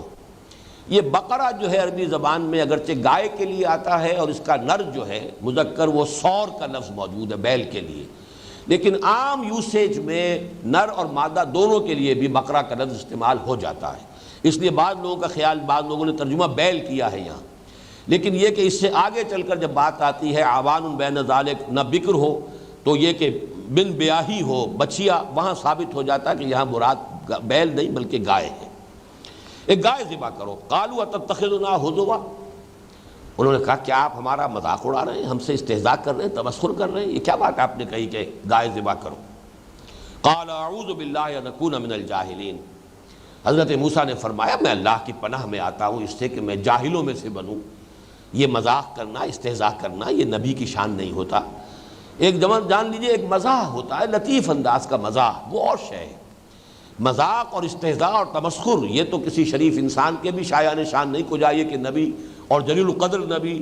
اور رسول اور اولو العزم من الرسول میں سے حضرت موسیٰ علیہ السلام کی شایان شان ہو۔ البتہ مزاح جو ہے شگفتگی مزاج کی وہ حضور صلی اللہ علیہ وسلم کے ہاں بھی تھی، وہ ایک بالکل دوسری شے ہے۔ معاذ اللہ، قال اعوذ باللہ ان اکون من الجاہلین قالوا ادع لنا ربک یبین لنا ما ہی۔ انہوں نے کہا کہ ذرا اب اپنے رب سے درخواست کرو، پکارو اپنے رب کو کہ وہ ہمارے لیے واضح کر دے کہ وہ کیسی گائے چاہتا ہے، کیسی گائے ہم ذبح کریں۔ قال انہ یقول انہا بقرۃ لا فارض ولا بکر۔ حضرت موسیٰ نے فرمایا کہ اللہ تعالیٰ ارشاد فرما رہا ہے کہ وہ گائے ایسی ہونی چاہیے کہ نہ تو بہت بوڑھی ہو فارض، ولا بکر، اور نہ وہ بچیا ہو بن بیاہی کہ ابھی اس کے ہاں کوئی اور جو ہے ولادت نہ ہوئی ہو کسی بچڑے یا بچیا کی۔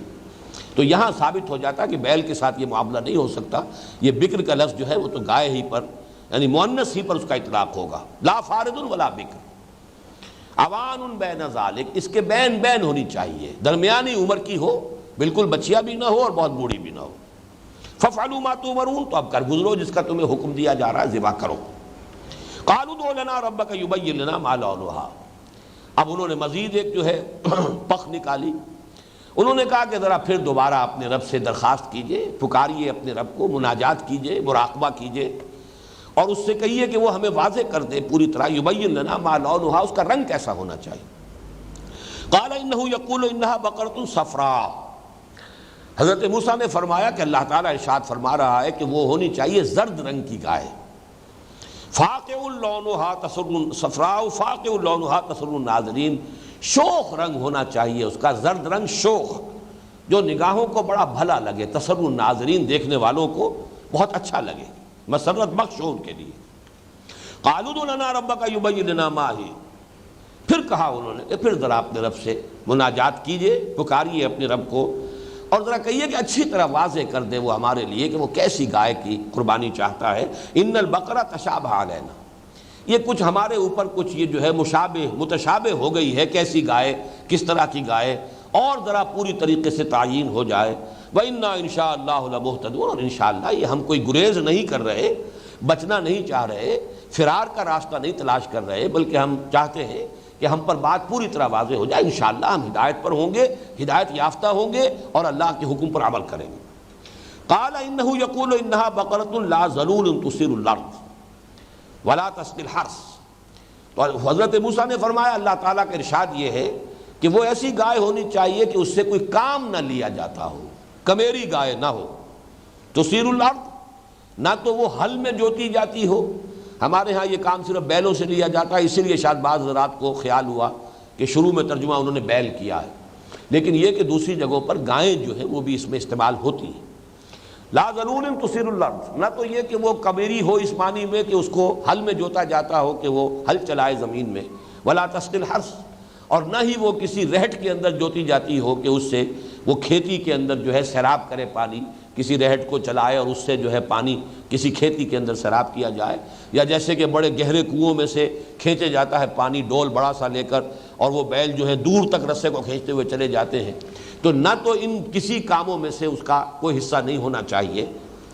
مسلمۃ لا شیۃ فیہا، اور دیکھو پوری طرح سالم یک رنگ ہونی چاہیے، اس میں کسی دوسرے رنگ کا کوئی دھبا نہ ہو۔ قالوا الآن جئت بالحق، انہوں نے کہا کہ اب آپ نے بات پوری طرح واضح کر دی، اب آپ صحیح بات جو ہے آپ کی طرف سے اس کی پوری وضاحت ہو گئی۔ فذبحوها وما كادوا يفعلون، تب انہوں نے ذبح کیا اسے اور وہ ہرگز کرنے والے نہیں تھے۔ اب اس میں ذرا سمجھ لیجئے کہ اس کا پس منظر کیا ہے۔ واقعہ جو ہے اصل میں ایک واقعہ ہے جس کو دو واقعوں کی شکل میں چونکہ یہاں بیان کیا جا رہا ہے، میرا خیال ہے بہتر یہ ہے کہ وہ دوسرے واقعے کو بھی ہم ترجمے کی حد تک مکمل کر لیں، پھر اس پر گفتگو کرتے ہیں۔ وَإِذْ قَتَلْتُمْ نَفْسًا، اب یہاں وَإِذْ قَتَلْتُمْ نَفْسًا سے متبادر یہ ہوتا ہے ظاہرہ کہ یہ دوسرا کوئی واقعہ، علیحدہ واقعہ ہے۔ وَإِذْ قَتَلْتُمْ نَفْسًا، ذرا یاد کرو جب کہ تم نے ایک جان کو قتل کر دیا تھا، فَادَّارَأْتُمْ فِيهَا، پھر تم نے اس میں ایک دوسرے پر الزام بازی شروع کر دی، فتداراتم فیہا اصل میں یہ ہے، لیکن یہ کہ تے اس کے ساتھ مدغم ہو گئی ہے دال کے ساتھ، فداراتم فیہا، تو تم نے ایک دوسرے پر الزام تراشی شروع کر دی، انہوں نے کیا ہوگا، اس نے کیا ہوگا، اس نے کیا ہوگا، اور اس کا جو قاتل جو ہے اس کا سراغ نہیں مل رہا تھا۔ واللہ مخرج ما کنتم تکتمون، اور اللہ تعالیٰ تو نکال کر رہنے والا تھا وہ شے جسے تم چھپا رہے ہو، ظاہر کرنے والا تھا اس شے کو جسے تم چھپانا چاہتے تھے۔ فَقُلْنَا اضْرِبُوهُ بِبَعْضِهَا، تو ہم نے کہا کہ اب ذرا ضرب لگاؤ اس مقتول کو اس ذبح شدہ گائے کے ایک حصے سے، اس کے کسی عضو سے اسے چھو، اسے مارو۔ کذالک یحیی اللہ الموتیٰ، اسی طریقے سے اللہ تعالیٰ مردوں کو زندہ کرے گا، ویریکم آیاتہ لعلکم تعقلون، اور اللہ تمہیں اپنی آیات دکھا رہا ہے تاکہ تم عقل سے کام لو، سمجھ سکو، اور تم ان باتوں کا فہم اور تفقہ حاصل کر سکو۔ یہ ہے اصل میں جو دو واقعات کی شکل میں یہاں آیا، اس میں تقریباً اجماع ہے مفسرین کا، یہ ایک ہی واقعہ ہے،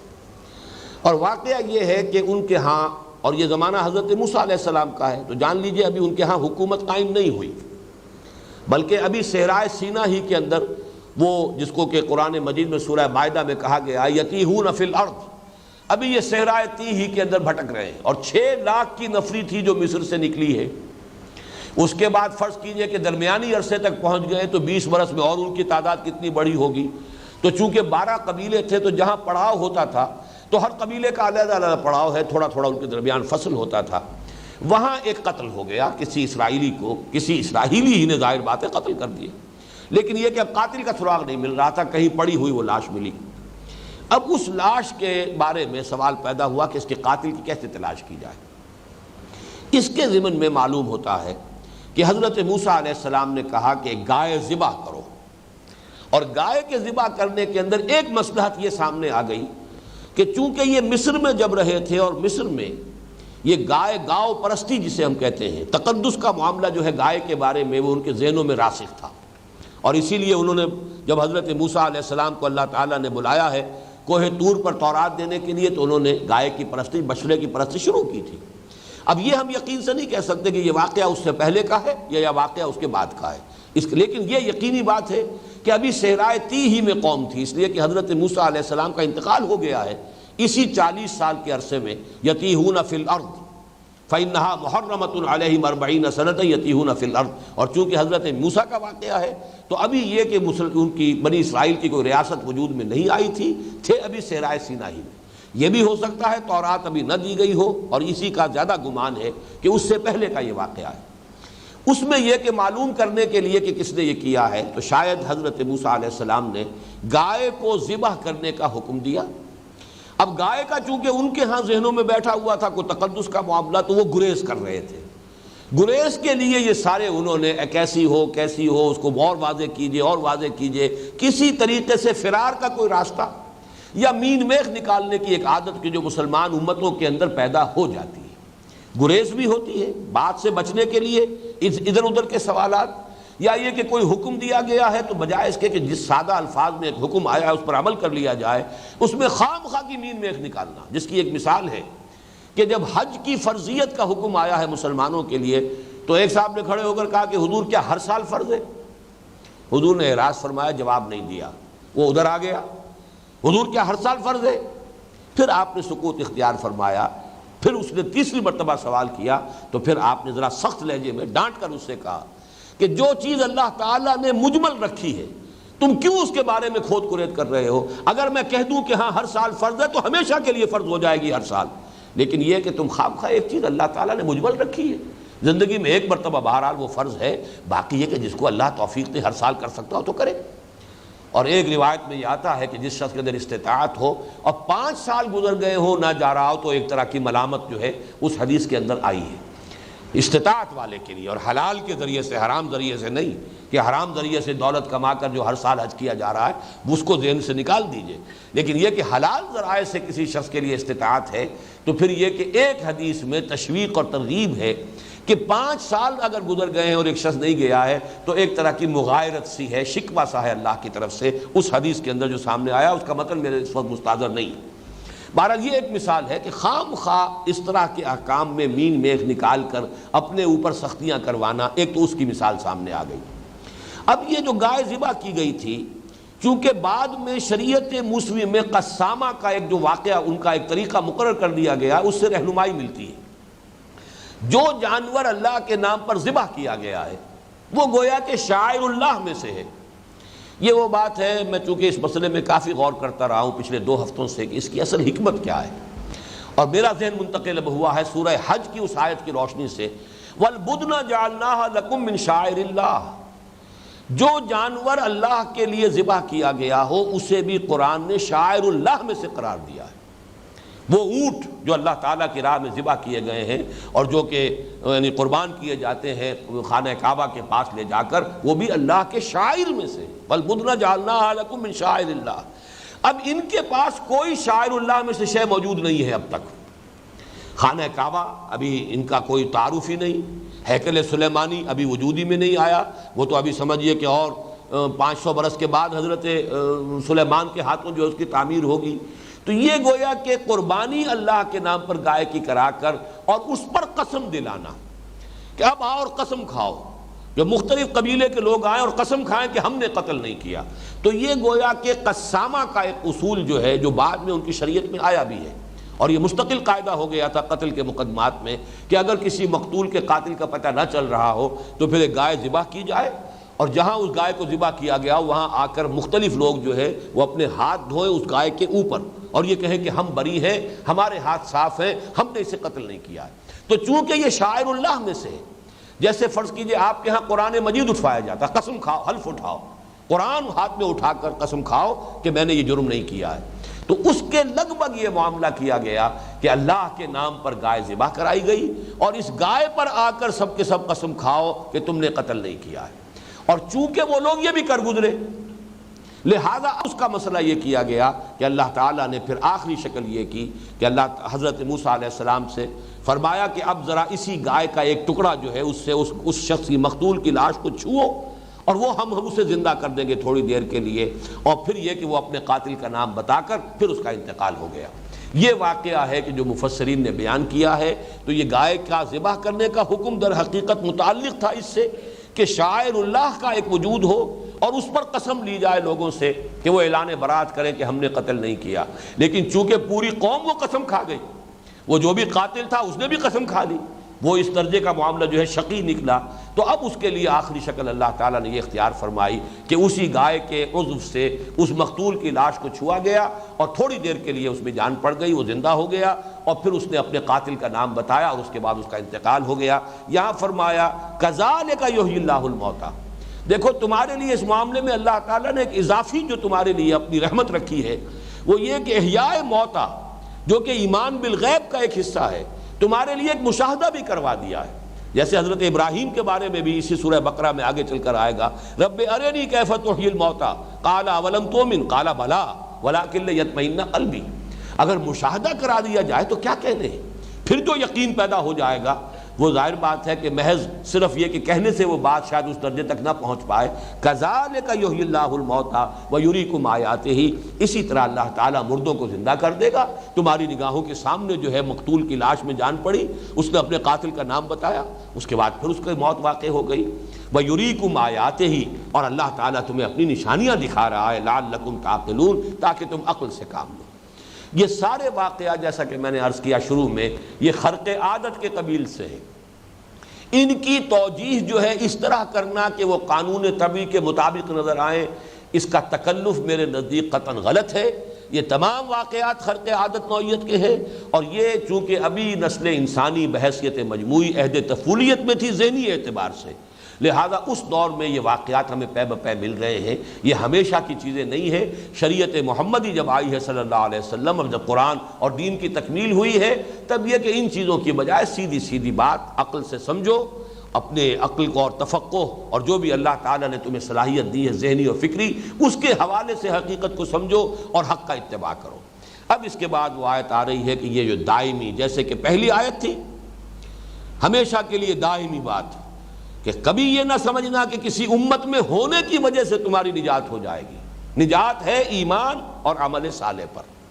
اپنے اپنے دور میں جس جس نبی کی امتیں تھیں، کسی دوسرے نبی کی بعثت سے قبل وہ اگر اپنے نبی کی امت میں تھے لیکن اللہ پر ایمان اور یقین آخرت کا اور عمل صالح تھا تو ان کے لیے اللہ تعالیٰ کی طرف سے اجرہم عند ربہم، ان کا اجر محفوظ ہے، ولا خوف علیہم ولا ہم یحزنون۔ یہ ہے وہ جو پہلی آیت تھی۔ اب ذرا یہاں پڑھیے قوموں میں ہو کیا جاتا ہے رفتہ رفتہ، اس وجہ سے کہ ہم تو فلاں امت میں ہیں، جو کچھ بھی ہے لیکن تیرے محبوب کی امت میں ہے۔ یہ جو بڑھتے بڑھتے بیماری آتی ہے اس کا نام ہے قساوت قلبی، دل کا سخت ہو جانا۔ جب اندازہ یہی ہے کہ ہم تو بخشے بخشائے ہیں، ہم تو فلاں کے ساتھ وابستہ ہیں، اس کے دامن کے ساتھ وابستہ ہیں، اس سے ہمارا تعلق ہے، نحن ابناء اللہ و احباؤہ، ہم تو اللہ کے بیٹوں کی طرح ہیں، بڑے چہیتے ہیں۔ جب اس طرح کی چیزیں ہوگی تو انسان کے اندر بدعملی خود بخود پیدا ہو جائے گی، کاہے کو پھر وہ حرام سے اجتناب کرے اور حلال پر اکتفا کرے۔ رفتہ رفتہ یہ بے عملی وہ ہے کہ جو پھر لوگوں کے اندر دلوں کے اندر سختی پیدا کرتی ہے۔ یہ آیت جو ہے دل لرزا دینے والی آیت ہے۔ ثم قست قلوبکم من بعد ذلک، پھر تمہارے دل سخت ہوتے چلے گئے اس کے بعد۔ یہ سارے تم نے مشاہدات بھی کیے، یہ سارے معجزے بھی دیکھے، ہمارے فضل و کرم کے یہ مظاہر تمہارے سامنے آئے، ہم نے تمہیں اس طریقے سے مختلف مواقع پر معاف بھی کیا۔ ثم عفونا عنکم من بعد ذلک، یہ سب کچھ ہم کرتے رہے، لیکن ہوتا یہ رہا کہ ثم قست قلوبکم من بعد ذلک فہی کالحجارۃ او اشد قسوہ، پھر اس کے بعد تمہارے دل سخت ہوتے چلے گئے، اور اب تو حال یہ ہے کہ وہ پتھروں کے مانند ہو چکے ہیں۔ فہی کالحجارۃ او اشد قسوہ، بلکہ پتھروں سے بھی زیادہ ہو گئے سختی کے اندر۔ وَإِنَّ مِنَ الْحِجَارَةِ لَمَا يَتَفَجَّرُ مِنْهُ الْأَنْهَارُ، پتھروں میں تو وہ بھی ہے کہ جن سے چشمے پھوٹ بہتے ہیں۔ پتھر چاہے بہت سخت شے ہے، اس میں بھی پورز ہوتے ہیں، ان میں سے بھی پانی رستا رہتا ہے، اور یہ پہاڑی جتنے بھی چشمے جو بہتے ہیں، کہیں سے اچانک چٹان کے اندر سے آپ کو نظر آ رہا ہے بڑی سخت چٹان ہے، اس میں سے پانی جو ہے وہ نکل رہا ہے، اس پر چٹان میں سے بہہ رہا ہے چشمہ۔ ثم قست قلوبکم فہی کالحجارۃ او اشد قسوہ وَإِنَّ مِنَ الْحِجَارَةِ لَمَا يَتَفَجَّرُ مِنْهُ الْأَنْهَارُ، ایسے بھی ہوتے ہیں جیسے کہ حضرت موسیٰ علیہ السلام کی عصا کی ایک ضرب سے 12 چشمے پھوٹ بہے تھے چٹان میں سے، تو چٹانیں تو ایسی بھی ہوتی ہیں۔ خیر وہ تو پھر بھی ایک معجزہ تھا، لیکن یہ کہ عام طور پر بھی چٹانوں کے اندر سے پانی رستا ہے اور چشموں کی شکل اختیار کر لیتا ہے۔ وَإِنَّ مِنْهَا لَمَا يَشَّقَّقُ فَيَخْرُجُ مِنْهُ الْمَاءُ، ان میں سے ایسے بھی ہوتے ہیں جو پھٹ جاتے ہیں اور ان میں سے پانی برآمد ہو جاتا ہے۔ وَإِنَّ مِنْهَا لَمَا يَهْبِطُ مِنْ خَشْيَةِ اللَّهِ، اور ان میں سے وہ بھی ہیں وہ چٹانیں جو اللہ کی خشیت اور خوف سے گر پڑتی ہیں۔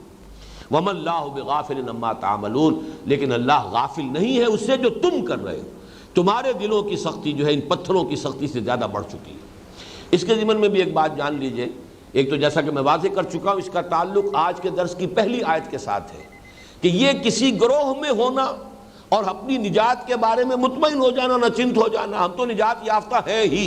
اس کا نتیجہ کیا نکلتا ہے وہ یہ ہے ثم قست قلوبکم فہی کالحجارۃ او اشد قسوہ۔ اور آج ہم اپنی آنکھوں سے خود مسلمانوں میں یہ کیفیت دیکھ سکتے ہیں۔ یہ صورتحال جو ہے، البتہ ایک بات ضرور ہے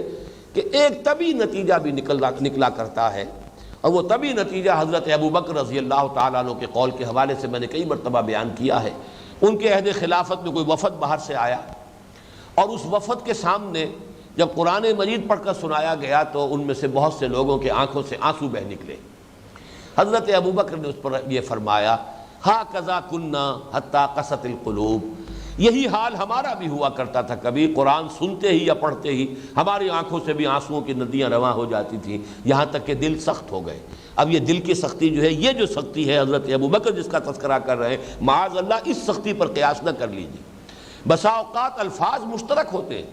حضور کے لیے لفظ ذنب آ گیا قرآن میں، فاستغفر لذنبک، اے نبی اپنے گناہ کے لیے اللہ تعالیٰ سے استغفار کیجیے، لیکن یہ کہ حضور کا گناہ کیا ہوگا اور ہمارا گناہ کیا ہے، کہیں آپ لفظی مشارکت کی وجہ سے مغالطے میں نہ ہو جائیں کہ نسبت خاک رابہ عالم پاک حضرت محمد صلی اللہ علیہ وسلم کی جو تھوڑی یوں سمجھیے کہ اللہ تعالیٰ کے ساتھ جو تعلق کی شدت ہے، اس کی جو شدت اور حدت ہے، اس میں تھوڑی سی کمی آتی تھی تو اس کو بھی حضور سمجھتے تھے کہ میرے دل پر پردہ آ گیا ہے۔ انہ لیغان علی قلبی وانی لاستغفر اللہ 70 مرۃ فی کل یوم، لیکن ہم اپنے دلوں کے حجابات پر حضرت حضور کے قلب کے حجاب کو قیاس نہیں کر سکتے۔ اسی طرح ایک سختی آ جاتی ہے، قرآن مجید جب شروع میں نازل ہوا ہے تو جو کیفیت صحابہ کرام کی ہوتی تھی، اب پڑھتے رہنے سے، مسلسل پڑھتے رہنے سے ظاہر بات ہے کہ ایک اس کے ساتھ مانوسیت بھی ہو گئی ہے، اس کے ساتھ گویا کہ ایک طرح کی عادت سی بھی بن گئی ہے، تو اس کے حوالے سے کسی درجے میں شدت کے اندر کمی آ جانا یہ وہ بات نہیں ہے۔ وہ قساوت قلبی وہ ہے کہ جس کی وجہ سے انسان فسق اور فجور میں مبتلا ہو جائے اور پھر بھی یہ سمجھے کہ ہم تو بخشے بخشائے ہیں، ہم تو اللہ تعالیٰ کے چہیتے اور لاڈلے ہیں۔ اللہ تعالیٰ اس قسم کے تمام مغالطوں سے ہمیں اپنی امان میں رکھے۔ اقول قولی ھذا واستغفر اللہ لی ولکم ولسائر المسلمین والمسلمات۔